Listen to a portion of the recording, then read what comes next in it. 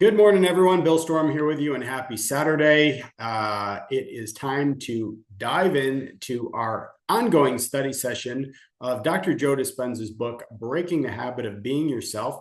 We're up to part 7, The Gap, Bridging Who You Are and Who You Want to Be. Now, this is really interesting. I'm actually going to be doing, this is kind of a big time announcement. On January 21st, Tuesday, January 21st, I'm going to be kicking off a study series. It's called the Personal Power Transformation Challenge, and it's a 20-week challenge. And what I'm going to be doing is leading you through some of the insider secrets of things that I was taught and that I learned through my work as a speaker with the Tony Robbins organization. So I know there are many courses out there that are available through Tony, but this gives you some of the insider type things that we learned as part of the speaking team that aren't part of those course materials. Now, in addition to that, I'm going to take it one step further because I'm going to compare and contrast the things that Tony teaches with what Dr. Joe Dispenza is teaching us here. And there are some similarities, but there are some very big differences. So here's the thing. When we do a study series, it's up for you to discern, right? To read the material and not take it as gospel right away, but decide whether or not it's right for you. So I took some copious notes here today. I'm going to be sharing Dr. Joe's version of Closing the Gap. And then on the 21st, with our kickoff meeting for the Personal Power Transformation Challenge, I'll be sharing what Tony's version of that is. And then you can kind of take a look at both of those things and decide what is right for you. So without further ado, let's jump in here to chapter 7. So Dr. Joe dives into the gap, which is the space between your current self and the future self you aspire to become. So this chapter 7, is a roadmap for navigating the discomfort of change. Yes, changing sometimes hurts. It's uncomfortable. It's something different than we're used to. So it's about navigating the discomfort of change and bridging the divide, right? Bridging the divide between the old habits, the limiting beliefs, and the version of yourself capable of creating your new self, your desired reality. So many of us, that's where we get stuck. We get stuck right in the gap. We caught between the pull of our familiar past and then the vision of our future. So the gap can feel like a place of resistance, self-doubt, and complete uncertainty, right? But as Dr. Joe Dispenza emphasizes, the gap is not a barrier. It's actually a space of opportunity. So by understanding how to cross it with intention and persistence, you can unlock the door to lasting transformation. So this discussion here really unpacks the key lessons from chapter 7. And I'm going to provide you with some actionable strategies to help you navigate the gap with clarity, courage, and confidence. So let's get into key takeaways. And as you may notice, in any study series that I do, I always include key takeaways, but then I follow it up with action steps, right? Because just hearing something or listening to something is great, but if you don't do anything with it, we're not really going to go anywhere. So key takeaway number 1, the gap is a space of transformation. So the gap represents the transition from your old self to your new self. And it's the point where you've let go of your familiar identity, but haven't yet fully embodied your future self. Let's say that one more time. So the gap is the point where you've let go of your familiar identity, right? You've decided you're not doing that anymore. That's not who I'm going to be, but you haven't yet fully embodied your future self of who you want to be. So this in-between space here can feel uncomfortable because it requires stepping into the unknown. That's fear, right? When you step into the unknown and breaking free from the emotional patterns that defined your past. So the key insight on this one is growth happens in the gap. One more time, growth happens in the gap. So the discomfort you feel is a sign that you're already breaking free from old habits and moving toward transformation. Key takeaway number 2, your brain resists change. The human brain is wired for familiarity. It craves certainty and predictability because these states feel safe. Tony Robbins talks about that in the 6 human needs. The first human need is certainty. People want to feel safe. So when you venture into the gap, your brain may resist by triggering self-doubt, fear or the urge to return to old habits. This happens, right? Fear is triggered in the part of the brain called the amygdala, the flight or flight response center. So recognizing this resistance is the first step to overcoming. So the key insight on this one is resistance is normal. Okay, so it's a sign that your brain is just adjusting to a new way of being. Key takeaway number 3, elevated emotions anchor you to your future self. So to navigate the gap, you must align your thoughts and your emotions with your desired future. So elevated emotions like gratitude, joy, and excitement create powerful connections to your vision and help you stay committed to the process of change. So the key insight here is that emotional alignment strengthens your resolve and keeps you focused on your future even when the journey feels uncertain. So the main thing that we have to understand here is it can't just be a thought, right? Thoughts by themselves aren't going to close the gap. You have to combine your thoughts, right? What you're thinking, what you're consciously thinking, with your emotions, which is actually what you're feeling. And when you combine those two things, now you can close the gap. Number 4, the present moment is your bridge. So the only way to cross the gap is to stay present, to stay focused, to be right here in the here and now. Dwelling on your past reinforces old habits, while obsessing over the future can create anxiety, right? I've heard it said heard it said this way, right? If you focus on the past, that's when you can be depressed, right? But if you focus on the future, that's when you get anxious. So the only thing that you can really control is right here, right now, and that's being present. So by focusing on the present moment, you empower yourself to take intentional actions that align with your desired identity, right? I can control what I'm thinking and how I'm feeling and what I'm doing and what actions I take right here. It's step by step by step. I can't control what's going to happen tomorrow, and I can't control what happened before, but I can make decisions and take actions right now. So the key insight here on this is the present moment is where transformation happens. It's your point of power. So let's get into the action steps here, okay?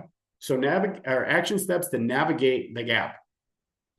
The first one is to accept discomfort as part of the process, right? We've heard it said this way, no pain, no gain, right? So accept discomfort as part of the process. Something has to feel uncomfortable in order for us to change. Otherwise, we won't do it.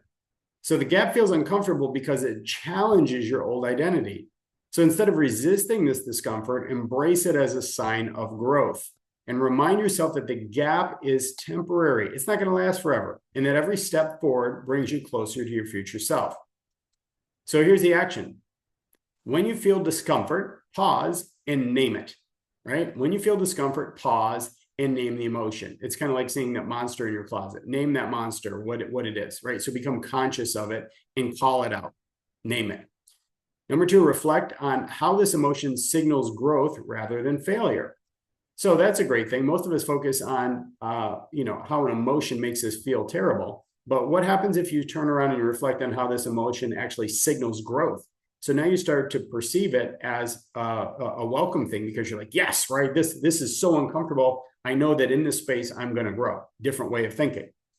Number 3, journal about the progress you've made and the challenges you've overcome. I can't talk enough about journaling, right? Here's my journal right here. Again, from Zabe, it's the performance journal. And that gives me an opportunity to write down how I've been feeling and what kind of progress that I made. If your life is worth living, it's worth writing it down. Action step number 2, visualize your future self daily. So visualization helps anchor your mind and body to your desired future. So when you repeatedly picture yourself as the person you want to become, you strengthen the neural pathways that support this new identity. So the action step here from Dr. Joe is dedicate 10 minutes each day to visualization, right? You've got to see it before you can be it, right? You've got to see yourself there. Imagine your future self in vivid detail. Focus on how it feels to embody this version of yourself, and then pair your visualization with affirmations that reinforce your new identity. So here's just an example. What I did this morning, I woke up a little bit earlier than normal. So instead of jumping right out of bed, I decided, you know what? I'm in a relaxed state. I'm just going to lay here and I'm going to just keep my eyes closed. And I'm just going to spend a minute visualizing my best self. how would life be if everything was exactly the way I wanted it to be? Who do I have to be in order for that to happen? And I just spent some time visualizing that. Now, there's a big difference between starting your day like that and jumping out of bed and starting to scramble to head out the door and grab a cup of coffee, and you haven't visualized anything, right? You're just back on the hamster wheel again. So you see, it's little things. It's what you do daily, and it doesn't have to be a long time. It just has to be intentional time. Number 3, break down the gap into small actionable steps. Okay, yeah, I just sort of mentioned that. So the gap can feel overwhelming if you view it as a giant leap, right? We've all heard it, the phrase, how do you eat an elephant? One bite at a time, step by step by step. So you break it down into smaller steps that are manageable and measurable. So each small win builds momentum and confidence. So the action here is to identify one habit, thought, or belief you need to change to align with your future self. So for example, I might say, hey, you know what? One of my thoughts that I have is,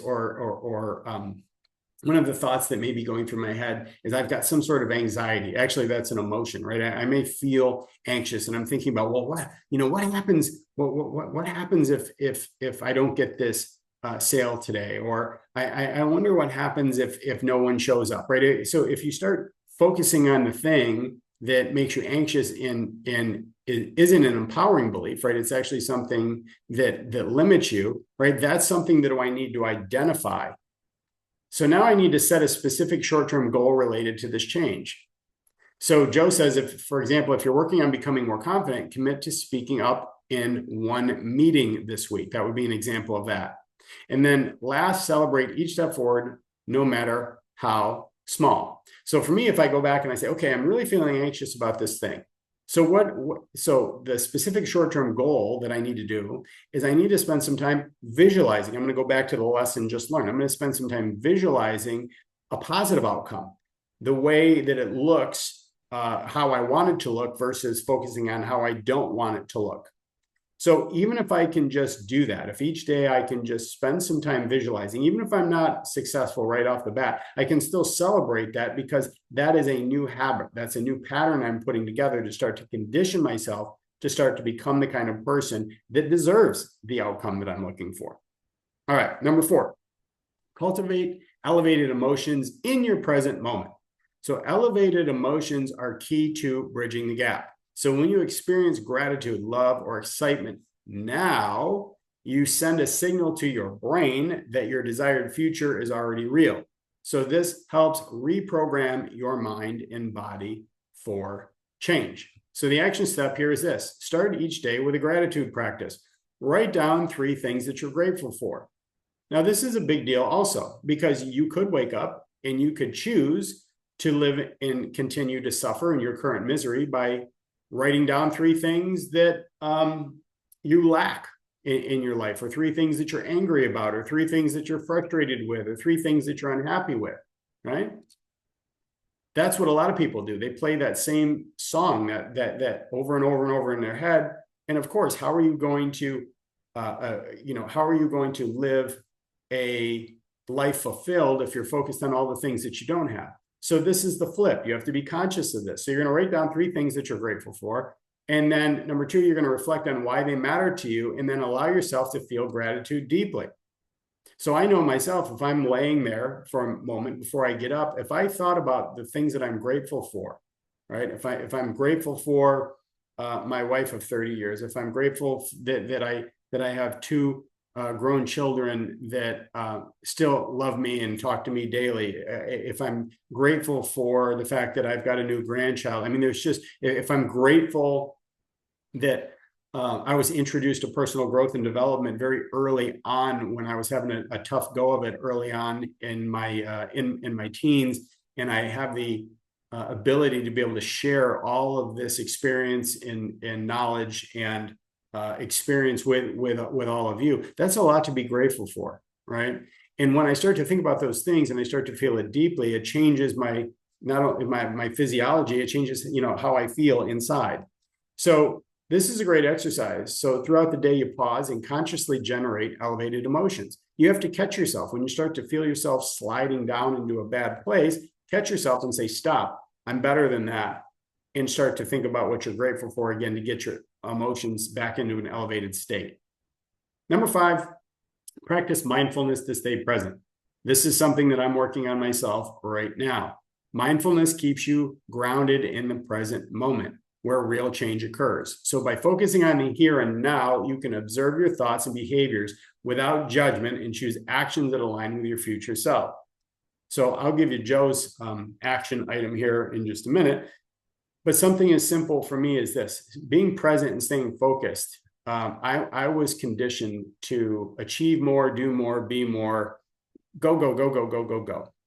But what I found is, as I've gotten older and as I've studied more, what I found is that is just a frantic pace that can't be sustained, and it lacks clarity, it lacks focus, and I don't get as much truly done. I don't achieve the outcome that I want as quickly as I would is if I slowed down and just was hyper focused on the thing that I'm focused on. So for example, in the morning, if I walk my dog, I walk my dog. I'm not walking my dog, talking on the phone, looking at my email. I'm just walking my dog. If I come home and if I decide I want to have a cup of coffee, I'm going to have a cup of coffee. I'm going to smell the coffee. I'm going to feel the warmth of it. I'm going to taste it. I'm not all over the place. I'm not on my computer while I'm having my cup of coffee. I'm just having my cup of coffee. Okay. So that to me is just a very high level discipline that I'm training my mind to do to stay present. So Dr. Joe's action step here is set a timer to pause for 2 minutes every few hours. That's easy. You can program that on your watch. The alarm goes off and it's just like your call, right? It's your call to say, stop. And kind of like red light, green light, right? When you were a kid. Right now, it's red light time. So you're going to pause, you're going to freeze, and you are going to put down whatever you're doing, because I promise you, whatever you're doing probably isn't life. Life doesn't depend on it. So you can stop for 2 minutes, and that 2 minutes is just an exercise in being present. So Joe says, during this time, notice your breath and bring your focus to the present moment. Observe any thoughts or emotions without reacting to them. And then use mindfulness apps or guided meditations to support your practice. So the key on this one, I'm going to go back. Observe any thoughts or emotions without reacting to them. Some people think that if you meditate, that you're supposed to not think. Okay. That's not the point. The point is to be focused, and you may be focused on your breath, right? You may say, I'm breathing in, I'm breathing out. And that's what you're doing. Some people may count. Some people may say Hail Marys, right? I mean, it doesn't matter what it is. You're doing something to stay focused. And when you see, when a thought comes into your head, which inevitably it will, you just notice the thought. It's kind of like seeing a friend, right? Hey, buddy, how you doing? Okay. And then you let them walk by, right? Just say if you're passing a neighbor, hey, how you doing? Good to see you. Okay, goodbye. And now you go back to where your focus is. So why does navigating the gap matter? Well, the gap is not a barrier to your future. It's the bridge. So by embracing the process of crossing it, you develop resilience, self-awareness, and the ability to consciously create your life. And when you learn to thrive in the gap, there's a good key concept, right? Can you enjoy thriving in the gap, in that uncomfortable space? When you can do that, you become unstoppable in your journey towards transformation. So here's the final thoughts on this.